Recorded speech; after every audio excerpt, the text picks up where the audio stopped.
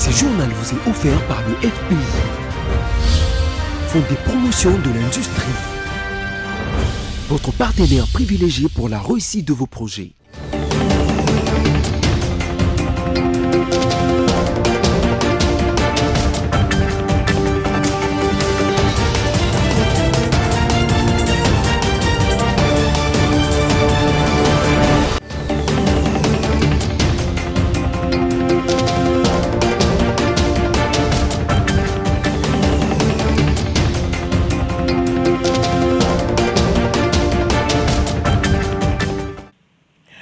On se retrouve pour un nouveau journal sur BSC Télévision. Messieurs, dames, bienvenue. Les sommaires.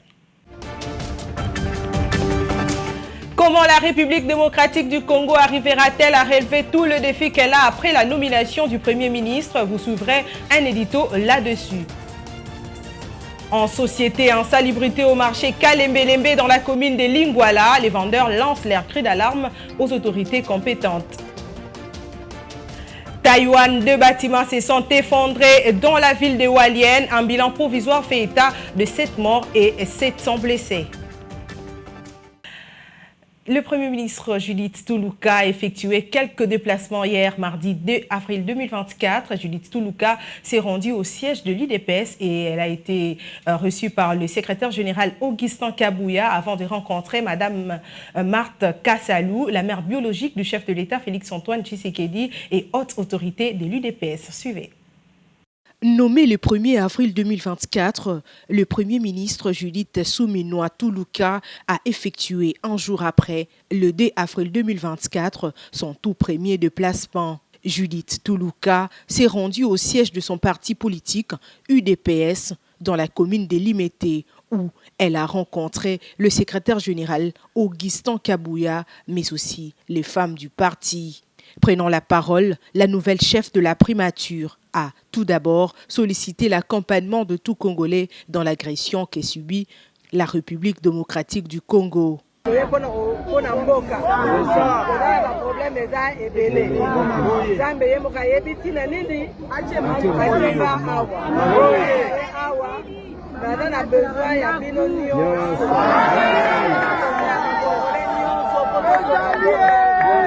paix est dans l'unité. Libanda.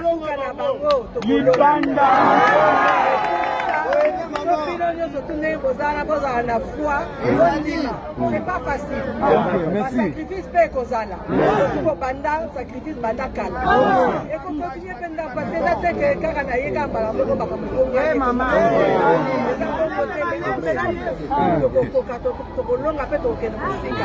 Ce n'est pas tout. Judith Suminwa a été également reçue le même 2 avril 2024 par la mère biologique du chef de l'État, Marthe Kassalou Tshisekedi, également haute autorité de l'UDPS. Ici, le chef du gouvernement a pris l'engagement de tout faire pour élever la RDC. Depuis la nomination du Premier ministre femme à la tête du gouvernement, les réactions fusent de partout pour le parti politique SID de Martin Fayoulou. Cette nomination est non-événement car c'est les mêmes personnes qui reviennent dans ces deuxièmes mandats de Félix-Antoine Tshisekedi. On écoute Clément Mouza, joint au téléphone par Roger Matadi. Il n'est nullement question de parler du sexe.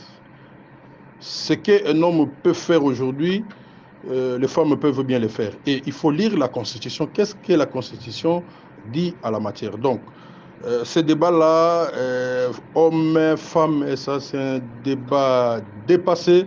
En tout cas, chez nous, à l'ECD, on ne fait pas un tel débat. Mais le problème, c'est au niveau du système. On est dans les systèmes. Et dans les systèmes, on peut nommer n'importe qui. Moi, je ne suis pas un prophète des malheurs, mais je ne vois pas comment Monsieur Félix peut trouver des solutions de la République avec son gouvernement après les simulacres d'élections que nous avons connus. Je n'en vois pas, je n'en vois pas. Regardez, pendant 5 ans, quand nous parlions, nous avons été traités de haineux. Mais publiquement, il a reconnu qu'il a commis tellement d'erreurs qu'aujourd'hui, la République a reculé. Donc, pour nous, nous pensons que c'est un non-événement. J'ai eu à interroger les gens à la cité. Nous avons même l'impression que la population ne s'intéresse plus à la politique. Et c'est très dangereux. Parce que ce pays n'évoluera pas avec les ONG ni avec des associations. C'est avec la politique. Donc, à partir du moment où la population commence à se méfier de la politique, nous considérant comme étant des mafieux, c'est quand même extrêmement grave. Donc, ce sont les mêmes pions qu'on est en train de déplacer. On prend les mêmes et puis on recommence. Donc, vous avez déjà des prémices qui sont fausses. Il ne faut même pas s'attendre à une conclusion. Donc, il n'y aura rien de ce gouvernement vis-à-vis de sa population. Vous allez constater qu'une fois de plus, ce gouvernement va, comment dirais-je, amplifier la misère de la population. Restons toujours dans ces chapitres de réaction, mais cette fois-ci, c'est au tour de la présidente nationale AI du parti politique Ligue des démocrates, l'IDEC en sigle, Anne-Marie Makombo, qui donne son point de vue sur le choix de Félix-Antoine Tshisekedi. On l'écoute dans ses propos recueillis par Préférence Tunga. Nous attendons beaucoup d'elle. J'espère qu'elle est vraiment consciente que c'est ce combat que la femme congolaise a été dans ce combat depuis plus de 30 ans. Et nous vivons maintenant les retombées de cela. Et nous attendons beaucoup d'elle. Il y a beaucoup de défis à relever. Entre autres, il y a les défis de la sécurité du pays. Le pays vit des moments très difficiles d'agression à l'Est. Et nous attendons vraiment que ça puisse... nous devons finir avec cette agression. Et nos grandes villes connaissent aussi beaucoup d'insécurité avec le phénomène des Kuluna. Et il faut vraiment s'asseoir dessus, trouver des stratégies, comment éradiquer cela, parce que ça ne peut plus continuer. Il y a trop d'innocents qui sont victimes de ces Kuluna, de la guerre à l'Est. Donc il faut que ça s'arrête. Nous pensons que, je ne doute pas une seule seconde qu'elle va contribuer à cela. Donc il faut y travailler. Elle occupe un poste vraiment stratégique pour peser aussi de son poids pour emboîter le pas au président de la République pour la parité. Et non, je pense qu'elle pourra jouer aussi un rôle.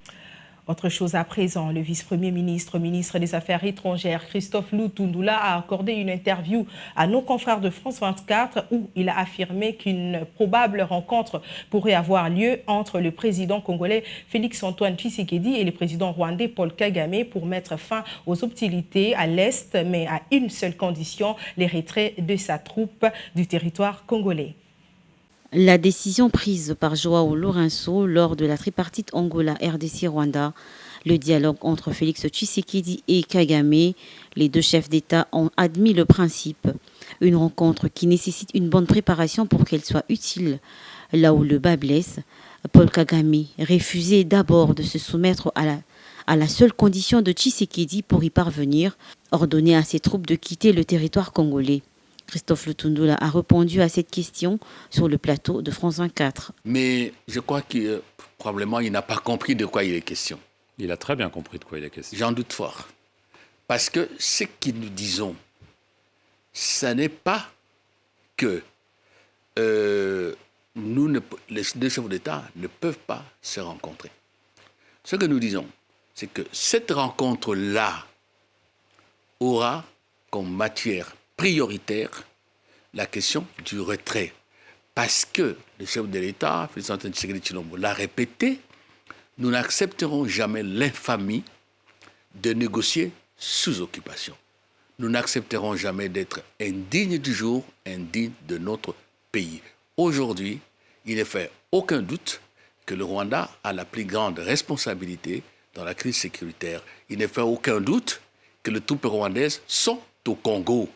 Donc, si on veut créer les conditions, et c'est ça les conditions, nécessaires à un dialogue constructif qui va mettre fin à la crise, il faut que le Rwanda se retire de la RDC. Par ailleurs, Félix Tshisekedi reste serein et n'acceptera aucune négociation sous occupation. À en croire le ministre des Affaires étrangères, Cette optique est validée par Paul Kagame et le temps est à la préparation de cette rencontre. Une fois que la préparation sera avancée, les deux chefs d'État pourront se rencontrer. Le chef de la diplomatie congolaise a appelé la communauté internationale à adopter les sanctions contre le Rwanda. La République démocratique du Congo est confrontée à des défis nombreux et complexes, notamment la guerre à l'Est et la situation socio-économique qui trouble les quotidiens de Congolais. Comment arriver à relever ces défis après la nomination du Premier ministre? Tentative de réponse dans cet édito de la rédaction. 3 mois après les élections du 20 décembre dernier, un Premier ministre femme a été nommé à la tête du gouvernement de la République démocratique du Congo par le chef de l'État, Félix Tshisekedi. Le pays fait face à de nombreux défis pour assurer sa stabilité et son développement à long terme. Dans sa partie Est, la RDC fait face à la guerre qui lui est imposée par le groupe rebelle M23 soutenu par Kigali, qui continue à s'aimer les chaos dans ces coins du pays. Suite à cette instabilité dans son pays, le président de la République avait au cours d'une interview craché sa colère contre la communauté internationale accusée par Félix Tshisekedi d'être complice du Rwanda. Mais comment arriver à mettre définitivement fin à cette guerre dans le pays? C'est la question qui se posent les Congolais tous les jours. Sur le plan économique, le pays traverse l'un des moments les plus douloureux. L'instabilité du taux d'échange qui rend la vie chère aux Congolais qui se plaignent jour et nuit. Le mal est profond. Sur la scène politique, le climat est loin d'être serein, tant les différents acteurs se versent dans des attaques personnelles. Pour les uns, dans des accusations graves qui frisent la calomnie. La République démocratique du Congo doit persévérer dans ses efforts pour relever ces défis complexes et poursuivre sa voie vers la stabilité et le développement. Les réformes, les gouvernances sont essentielles pour renforcer les régimes politiques fragiles de ce pays. Les souhaits des Congolais est que cet avènement de la nomination du Premier ministre va porter ses fruits. Attendons voir. Et puis, une délégation de députés provinciaux a rencontré le mardi 2 avril 2024 les commissaires provinciaux de la police de la ville de Kinshasa, Blaise Kilimbalimba, pour dénoncer la montée en puissance de l'insécurité dans la capitale congolaise. Le compte rendu, c'est dans cet élément. Les élus provinciaux de Kinshasa ont dénoncé l'inefficacité de la police contre l'insécurité dans la ville.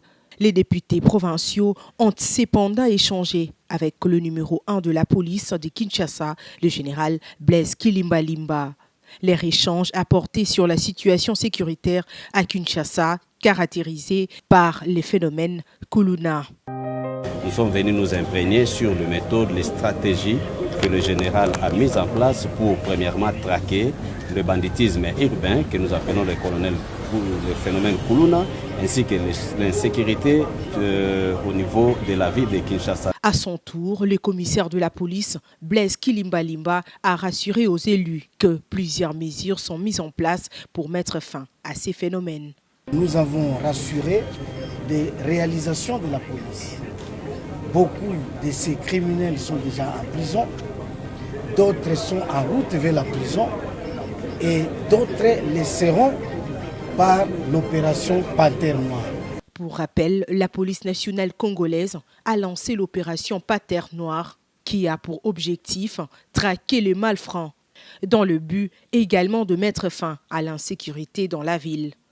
Je le disais au sommaire, insalubrité dans la ville, province de Kinshasa en général et surtout dans plusieurs marchés. Et ce mercredi 3 avril 2024, nos reporters se sont rendus au marché Kalembelembe à Lingwala pour vous faire voir dans quelles conditions vendent les femmes de ces marchés. Préférence Tunga et Généreuse Essengo. L'assainissement pose problème dans presque tous les marchés de la ville-province de Kinshasa. Prenons le cas de celui de Kalembelembe où il y a toujours un débordement de l'eau. Les mauvaises odeurs envahissent l'environnement.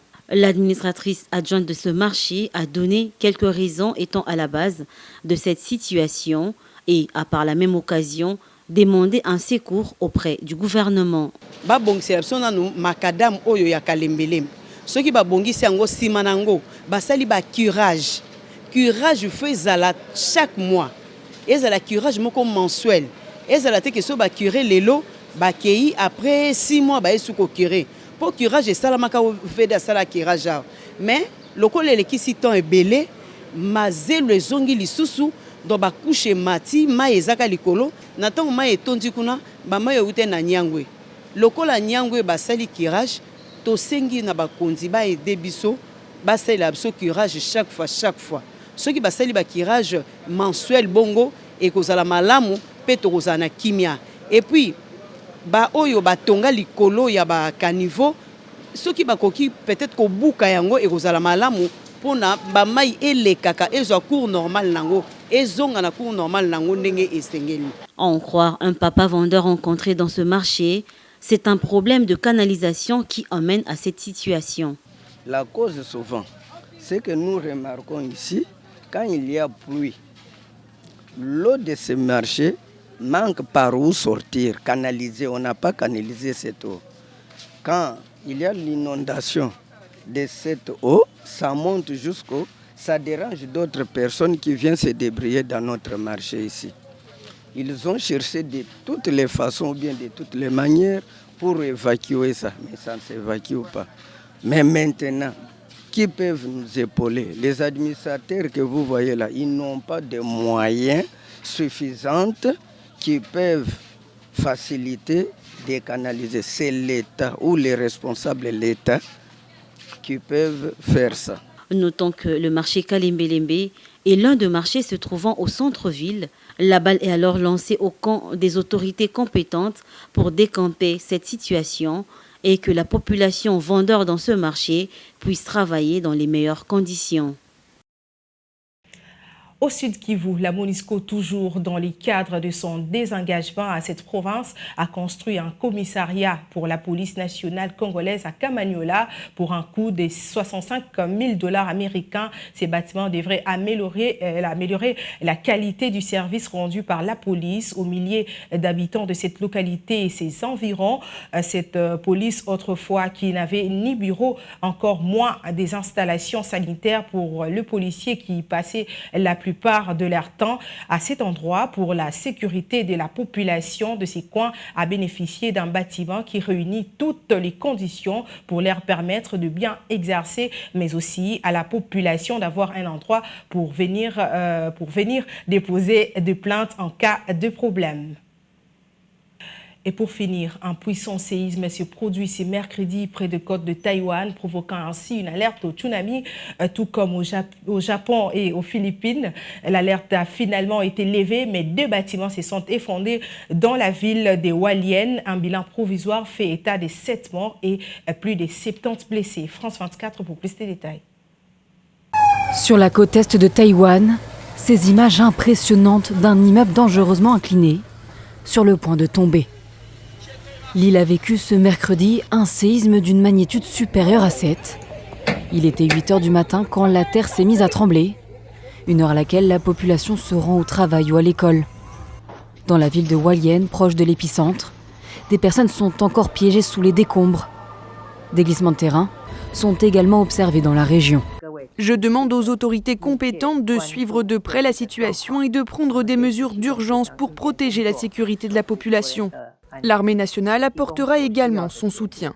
Les secousses ont également été ressenties dans la capitale Taipei. La maison tremblait très fort, toutes les motos à l'extérieur se sont renversées. Alors j'ai rapidement coupé le gaz et l'électricité et je suis sortie. Quand j'ai compris qu'il s'agissait d'un tremblement de terre, j'ai rapidement enfilé mes vêtements et mes chaussures, j'ai entraîné mon enfant avec moi et j'ai descendu les escaliers en courant.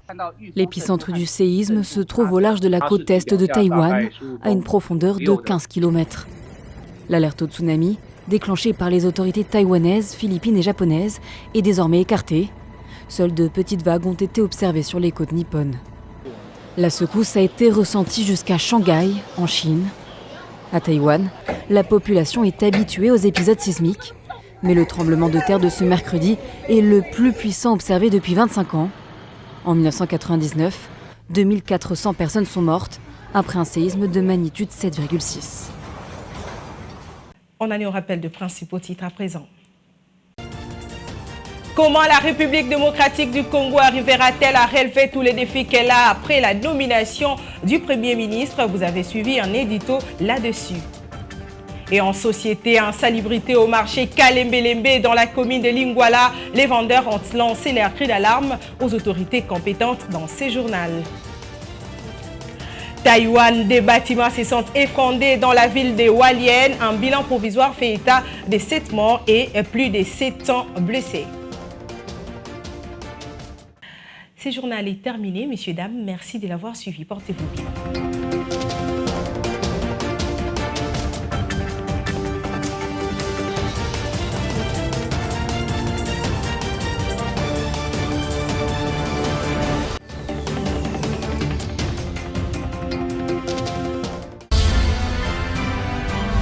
Ce journal vous a été offert par le FPI, Fonds de promotion de l'industrie, votre partenaire privilégié pour la réussite de vos projets.